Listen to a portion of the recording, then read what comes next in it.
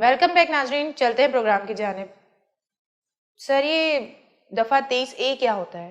دفعہ 23 ہے یہ بیسیکلی غیر قانونی اسلحے کے اوپر ہوتی ہے یہ، اور یہ بیسیکلی نیا قانون لایا گیا، اس میں امینڈمنٹ کی گئی ہے اور اس کو بڑا سختی سے دیکھا جاتا ہے، اور عدالتوں میں بھی جن لوگوں پہ یہ دفعہ لگتی ہے، جن افیئرز میں، ان کو بہت سختی کے ساتھ ڈیل کیا جاتا ہے۔ دیکھیں بیسیکلی جرم روکنا اصل میں ریاست کا کام ہے۔ یہ جتنے ادارے ہمارے ساتھ کام کر رہے ہوتے ہیں، وہ عدلیہ ہوتی ہے، وہ آپ کا پولیس ہوتی ہے، یا آپ کی لا انفورسمنٹ ایجنسیز ہوتی ہیں، دیکھیں ان کا کام ہوتا ہے آپ کا ایک ہیلدی معاشرہ کریٹ کرنا، اچھا ایٹماسفیئر کریٹ کرنا۔ جرائم پیشہ عناصر بہت کم ہوتے ہیں، لیکن ان کی دہشت اور ان کی ان حرکات کی وجہ سے آپ کے معاشرے میں بہت ساری بری چیزیں جنم لیتی ہیں، برے معاملات ہو جاتے ہیں اور لوگ تکلیف میں آ جاتے ہیں ان کے ذریعے۔ اور اکثر لوگوں کے منہ سے آپ نے سنا ہوگا حالات صحیح نہیں ہیں، تو بیسیکلی یہی وہ گنتی چنتی کے 4 لوگ ہوتے ہیں جو حالات کو خراب کرنے میں اپنا رول ادا کرتے ہیں۔ تو قانون بھی وقت کے حساب سے اس میں بھی جدت آئی، اس میں امینڈمنٹس آتی ہیں اور آتی رہی ہیں، یہ بالکل ایک نارمل ایکسرسائز ہے۔ اب 23A کا جو قانون ہے بیسیکلی وہ اسی لیے سختی سے نافذ العمل کیا گیا ہے کہ اس میں ناجائز اسلحے سے ریلیٹڈ تمام دفعات کو ڈیل کیا جاتا ہے، اور یہ بڑی ڈیٹیلڈ قسم کا قانون ہے۔ اس میں اگر آپ اس سے آگے جائیں گی تو ایکسپلوزیوز کو، بامبس کو، گرنیڈ کو، اور نان پروہبٹڈ چیزوں کو، اور وہ اسلحہ جو خالصتاً ہمارے حفاظتی ادارے یا ہماری قومی سلامتی کے اداروں کے پاس ہونا چاہیے، وہ اگر آپ کے پاس سے اس ملزم کے پاس سے نکلتا ہے تو نیچرلی اس کی سزا بھی ویسی کی ویسی اتنی ہی سخت ہے جتنا سخت اس کا عمل ہے۔ سزا کو سخت کرنے کے لیے اس نئے قانون کی امینڈمنٹ لانے کے لیے، تاکہ جرائم پیشہ افراد کی کمر توڑی جائے اور وہ سمجھیں، اور قانون کا ڈر اور خوف ان کے دل دماغ میں جگہ لے، تاکہ وہ اپنی ان ایکسرسائز کو پیچھے چھوڑ دیں۔ سر، اس سے پہلے کیا قانون تھا؟ اس سے پہلے اگر اسی قانون کو دیکھیں تو اس سے پہلے 13D کا قانون ہوتا تھا۔ اس میں حالات اور واقعات کے حساب سے اس میں تھوڑی سی نرمی دیکھی گئی، ٹائم چینجنگ کے حساب سے حالات، واقعات، اور جس طریقے کے ماحول میں چینجز آئیں، جس طریقے سے جرائم میں تیزی آئی، جرائم کا ریشو بڑھا، تو اس حساب سے قانون بھی تھوڑا سا وقت کے حساب سے سخت ہوتا یہ 13D سے لے کے 23A کا جو سفر ہے، اس کا ٹوٹل آل ان آل ریزن یہ کہ بالکل جرم کی کمر توڑ دی جائے، جرم کو مطلب بالکل تکمیل پہ پہنچا دیا جائے۔ سر، یہ دونوں قوانین میں کیا فرق ہے؟ ہمارے ناظرین کو انفارمیشن دیں آپ۔ اچھا، اس کو اس طرح دیکھ لیں کہ بالکل دونوں قوانین جس کا ذکر ہوا 13D اور 23A، دیکھیں 23A اسپیشل لا ہے، وہ نئی امینڈمنٹ کے ساتھ آیا ہے۔ 13D پرانا قانون تھا۔ بیسیکلی دونوں کا مقصد صرف اور صرف ناجائز اسلحہ کی کمر توڑنا تھا، ایسے لوگوں کو ان کے انجام تک پہنچانا تھا جو اس کا کاروبار کرتے ہیں، جو یہ چیزیں رکھتے ہیں، یا اس کی وجہ سے اپنے قریبی لوگوں میں، اپنے محلوں میں، اپنے علاقوں میں دہشت گردی پھیلاتے ہیں اور خوف و ہراس کی فضا بناتے ہیں۔ یہ بیسیکلی اس پورے سیناریو کی کمر توڑنے کے لیے یہ 2 قانون تھے۔ 13D کی جو بات تھی وہ میں نے آپ کو بتایا۔ اب حالات کے حساب سے جس طرح کی دہشت گردی کا خطرہ ہے، حالات آپ کے سامنے، پورا پاکستان آپریشن کی اس میں زد میں ہے اور ہم حالت جنگ میں، خطرے کی حالت ہے، تو اس وجہ سے جو قانون ہے وہ بھی اپنی سختیوں کو ٹچ کر رہا ہے، اپنی پیک پہ جا رہا ہے۔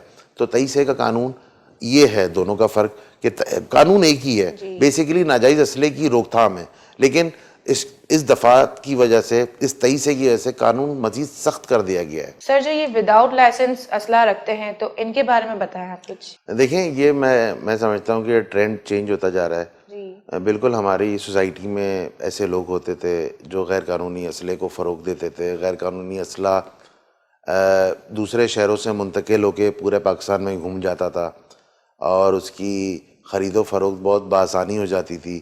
لوگ علاقہ غیر سے اپنی پسند کے اسلحے منگوا لیا کرتے تھے۔ یہ بالکل ایکسرسائز پاسٹ میں رہی ہے، لیکن اب دیکھیں اب جو ہمارا بین الصوبائی طریقہ کار ہے، نئے قانون آئے ہیں، اور قانون کے حساب سے جو نئی امینڈمنٹس آئی ہیں، آرمز ایکٹ آیا ہے بیسیکلی، اس کی وجہ سے بہت سختی کر دی گئی ہے، اور لیکن قانون دیکھیں، قانون آپ کو اسلحہ رکھنے پہ نہیں روکتا، اس کو کوئی اعتراض نہیں ہے، لیکن آپ کے پاس کوئی ویلڈ ریزن ہونا چاہیے. سیلف ڈیفینس ایک ایسی چیز ہے، ایک ایسا ریزن ہے جس کی وجہ سے سرکار، قانون آپ کو خود اجازت دیتا ہے. لیکن طریقہ کار کیا ہے؟ آپ اپنے آپ کو رجسٹر کروائیں اور آپ کا لائسنسڈ اسلحہ ہو اور نادرا میں رجسٹریشن ہو آپ کی، تاکہ آپ کے اسلحے سے کوئی غیر قانونی کام ہو نہ سکے، غیر قانونی کوئی ایکٹ اس سے اپنایا نہ جا سکے. اور میں یہ سمجھتا ہوں کہ اب لائسنس والے اسلحے کے لیے لوگ زیادہ بھاگا دوڑی کرتے ہیں. اس کی ایک سمپل فیس ہے اور بہت آسان طریقہ کار ہے اور 24 سے 30 دن کا پروسیس ہے. تو میں سمجھتا ہوں کہ غیر قانونی اسلحہ رکھنے والے لوگوں کو میں یہ میسیج دینا چاہتا ہوں کہ آپ نے غیر قانونی اسلحہ رکھ کے اپنے اور اپنے قریبی لوگوں کو یا اپنی فیملی کو جو اپنے دکھ درد تکلیف دینے کا سوچا ہوا ہے، تو آپ وہی چیز لائسنس رکھیں، تاکہ کل کو آپ کہیں بھی چیکنگ ہوتی ہے یا آپ کی کہیں جوابداری ہوتی ہے تو آپ بالکل عزت سے اور بڑے طریقے سے وہاں سے آپ اپنے کراس کر جائیں معاملات کو. ٹھیک ہے سر، یہ قتل کی کم سے کم اور زیادہ سے زیادہ سزا کتنی ہوتی ہے؟ قتل کو اگر آپ کم سے کم اور زیادہ زیادہ میں تولیں گی تو آپ کے لیے بالکل آسان لفظوں میں اس کو کلیئر کرتا رہا ہوں کہ سزائے موت اس کی بالکل آخر ہے اور عمر قید اس کی رعایتی سزا ہے.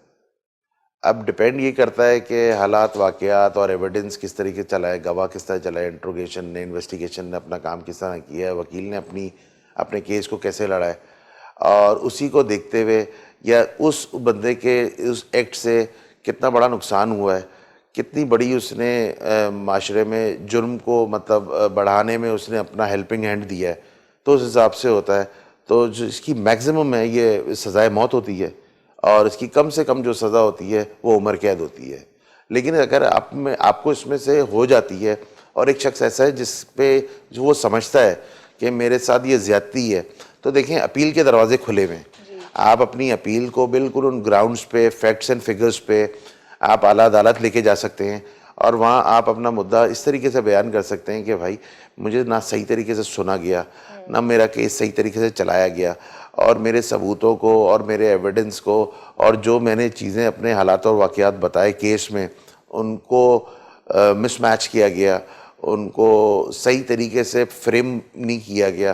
تو میں اس فیصلے کے خلاف ہوں اور آپ اپیل کے لیے کبھی بھی کھڑے ہو سکتے ہیں. اس کی قانون آپ کو خود اجازت دیتا ہے اور پورا طریقہ کار بتایا ہوا ہوتا ہے آپ کو کہ اس طریقے سے آپ اپنے کسی بھی فیصلے کے خلاف کھڑے ہو سکتے ہیں اپیل میں. تو سر، یہ قتل کے کیس پہ وکیل کا کیا کردار ہوتا ہے اس میں؟ دیکھیں وکیل کا جو کردار ہے بڑا اہم کردار ہے. دیکھیں میں سمجھتا ہوں یہ بڑا نوبل پروفیشن ہے اور لوگ یہاں میں 2-4 چیزیں اور بھی ایڈ کرنا چاہوں گا.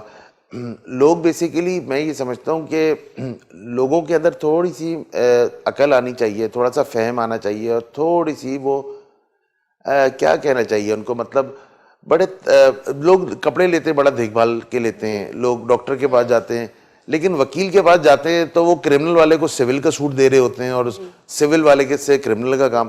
تو میں سمجھتا ہوں وکیل کو ڈائگنوز کرنا، وکیل کو فائنل کرنا بھی ایک بڑا فن کا کام ہے. کیونکہ دیکھیں وکیل آپ کو خود ہی بتا دیتا ہے اپنی تھوڑی سی بات میں کہ میرے اندر کتنا وزن ہے اور میں کن کیسز میں. آپ وکیل صاحب سے خود پوچھیں کہ ان کی ایکسپرٹیز کن میں ہے. تو بیسیکلی آپ کا میں سمجھتا ہوں جس پرابلم سے آپ کریٹ ہو رہے ہیں، جو آپ کا کیس ہے، آپ اس سے ریلیٹڈ اس وکیل کے پاس جائیں گے تو وہ آپ کو فیور بھی دے گا اور آپ کو آسانی بھی دے گا. اب اپنے قتل تو قتل کے لیے کرمنل کے جو وکیل ہوتے ہیں، جو کرمنل، یہ بیسیکلی آپ کے لیے بڑے سود مند ہوتے ہیں کیونکہ یہ بالکل آرگیومنٹس کو لے کے چلتے ہیں، ایویڈنس کو، معاملات کو، انویسٹیگیشن کو. مطلب یہ کوئی ایسا سرا نہیں چھوڑتے جہاں سے یہ اپنے ملزم کو بچا نہ سکیں، اپنے مدعی کو بچا نہ سکیں. اور وکیل کا اس میں بڑا کام ہوتا ہے، بڑا پریشر ہوتا ہے اس پہ اور بڑی ذمہ داری ہوتی ہے کیونکہ دیکھیں آپ کی جو فائنل آرگیومنٹ ہوتی ہے سزا سے پہلے کی، وہ اگر آپ کی جاندار نہیں ہے اور وہ بالکل آن دا گراؤنڈز نہیں ہے اور وہ بالکل فیکٹس اینڈ فگرز پہ نہیں ہے، وہ بالکل سچائی پہ مبنی نہیں ہے، اس پہ آپ نے محنت نہیں کی ہوئی، اس میں آپ کے نے دماغ، دل، جان نہیں لگایا ہوا، تو نیچرلی پھر جو فیصلہ ہے وہ بھی آپ کی پھر سوچ کے اگینسٹ ہی آتا ہے. تو وکیل کا میں سمجھتا ہوں بہت بڑا کردار ہوتا ہے. سر، آج کل جو ٹک ٹاک بنانے پر جانی حادثات ہو رہے ہیں، تو آپ اس پر کس کو ذمہ دار سمجھتے ہیں؟ دیکھیں یہ بڑے افسوس کی بات ہے. دیکھیں ترقی ہو رہی ہے, ترقی ہمیں بھی اچھی لگتی ہے, ترقی آپ کو بھی اچھی لگتی ہے. ترقی ایک بہت مین عنصر ہے, بڑا مین انگریڈینٹ ہے آگے جانے کے لیے. سوشل میڈیا, ویب سروسز جتنے بھی ہیں, اور دن بدن اگر آپ دیکھیں کہ ترقی یہ اس طرح انٹرنیٹ سروسز اور آگے دنیا آگے ہی جاتی جا رہی ہے ٹیکنالوجی کی دنیا میں. لیکن دیکھیں اس کا حاصل اصول کیا ہے, چھوٹے چھوٹے بچے بچیاں ٹک ٹاک لیے ہوئے موبائلوں کے ساتھ, اور کبھی ون ویلنگ کے ذریعے, کبھی کسی اونچی بلڈنگ پہ کھڑے ہو کے, کبھی دریا کے کنارے, کبھی ٹرین کی لائن کے برابر کھڑے ہو کے. تو لوگ کیا ہوتا کیا ہے کہ یہ چیز بھی ریاست اور قانون پہ ڈال دیتے ہیں. حالانکہ میں سمجھتا ہوں کہ ماں باپ کی پہلی ذمہ داری بنتی ہے کہ ان کی اولاد, ان کے بچے کس کمپنی میں, کن ہیبٹس میں, اور آج کل کیا ان کے مشاغل چل رہے ہیں. ٹک ٹاک دیکھیں کوئی ایک لمٹ میں کوئی بھی چیز ہو وہ بری نہیں ہوتی. ٹک ٹاک اچھی چیز ہے, وہ ایک انٹرٹینمنٹ ہے بیسیکلی, لیکن ایسی انٹرٹینمنٹ جو موت کا سبب بن جائے, جو آپ کو تکلیف کا سبب بن جائے, تو میں سمجھتا ہوں ایسے پیرنٹس کو خود آنکھیں کھول کے اپنے اولاد پہ نظر ثانی کرنی چاہیے. اساتذہ کا بھی رول ہے اس میں پولیس کا بھی رول آتا ہے, اس میں قانون نافذ کرنے والے جتنے بھی ادارے ہیں ان کی بھی رسپانسبلٹی. بیسیکلی پورے معاشرے کی من اصل قوم ہماری یہ ذمہ داری ہونی چاہیے کہ ہم اس کو روک تھام کریں. اپنے بچوں کو ہم اس ہائٹ پہ نہ جانے دیا جائے جہاں پہ صرف اور صرف ان کے لیے تباہی اور نقصان ہے. جی سر, یہ جو ہوائی فائرنگ کرتے ہیں تو ان کے لیے قانون کیا سزا دیتے ہیں؟ دیکھیں ہوائی فائرنگ کی بھی مختلف حالات اور واقعات ہوتے ہیں. کچھ ہوائی فائرنگز ہوتی ہیں جو صرف جشنوں میں بنائی جاتی ہے, شادی بیاہ میں, جس طرح ہمارے آپ کے دیکھنے میں آیا. کچھ ہوائی فائرنگ ایسی ہوتی ہے جس کی وجہ سے خوف و ہراس پھیلایا جاتا ہے, دہشت پھیلائی جاتی ہے, ڈرایا جاتا ہے, دھمکایا جاتا ہے. جانی نقصان بھی ہوتا ہے. جانی نقصان بھی ہو سکتا ہے, بالکل آپ صحیح کہہ رہی ہیں. دیکھیں گولی نہیں دیکھتی کہ میں نے کہاں جا کے لگنا ہے, گولی نے اپنا کام کرنا ہوتا ہے. تو یہ اب ڈیپینڈ کرتا ہے کہ اب آپ کی, پھر یہ بڑا ڈیٹیل ایک کویشچن ہے. اب ہوائی فائرنگ ہوئی ہے, ہوائی فائرنگ والا بندہ پکڑا گیا, اب اس کے پاس اسلحہ جو تھا وہ قانونی ہے, غیر قانونی ہے, اس کا پروہیبٹڈ بور ہے, نان پروہیبٹڈ بور ہے, اور کیا وجہ تھی, کیا حالات تھے, کیا واقعات تھے, دہشت پھیلانی تھی تو وجہ کیا تھی, کس تنظیم کے لیے کام کر رہا ہے, کس وہ اپنے گینگ کے لیے کام کر رہا ہے جو یہ فائرنگ, ہوائی فائرنگ کا مطلب وہ مرتکب ہوا ہے. جی سر, یہ جیل کسٹڈی کیا ہوتی ہے؟ دیکھیں یہ دو طریقے کی کسٹڈیز ہوتی ہیں. جب آپ انٹروگیشن کے دوران ہوتے ہیں, انویسٹیگیشن کے دوران ہوتے ہیں, تو آپ پولیس کسٹڈی میں ہوتے ہیں. اور جب یہی کسٹڈی آپ کی کورٹ کے ذریعے آپ کو جیل بھیج دیا جاتا ہے تو یہ جیل کسٹڈی میں یہ چینج ہو جاتی ہے. پولیس کسٹڈی میں جب آپ ہوتے ہیں تو آپ کی سیکیورٹی کے معاملات, آپ کا تمام تر رسپانسبلٹی پولیس آفیسر پہ آتی ہے, متعلقہ تھانے پہ آتی ہے, متعلقہ محکمے پہ آتی ہے. لیکن جب آپ یہی چیز عدالت کے تھرو چلے جاتے ہیں تو ایک مجسٹریٹ پھر آپ کا رسپانسبل ہوتا ہے آپ کی سیکیورٹی کا. باقاعدہ ایک کورٹ پولیس کا ایک ڈپارٹمنٹ ہوتا ہے, وہ آپ کے لانے لے جانے کے لیے کام ہوتا ہے. اور اس میں پولیس میں اگر آپ کوئی بندہ گرفتار ہوتا ہے ایف آئی آر کے اگینسٹ, تو 15 دن تک وہ اس کو اپنے پاس رکھ سکتے ہیں.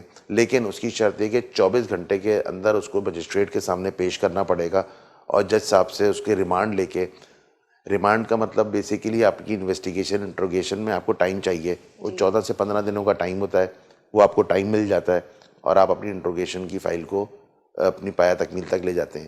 یہی چیز اگر آپ جوڈیشل کسٹڈی کو دیکھ لیتے ہیں تو یہ 60 دن کی ڈیٹینشن ہوتی ہے, اور 60 دن کے اندر بیسیکلی وہاں تو آپ سے جب کیس چلتا ہے تو ایویڈنس, آپ کے شواہد, آپ کے وکیل آپ کا کیس چلا کے پھر وہ ثابت کرتے ہیں کہ آیا یہ جرم جو آپ سے سرزد ہوا ہے, جس پہ آپ کو الزام لگا ہے, آپ نے یہ کیا ہے یا نہیں کیا.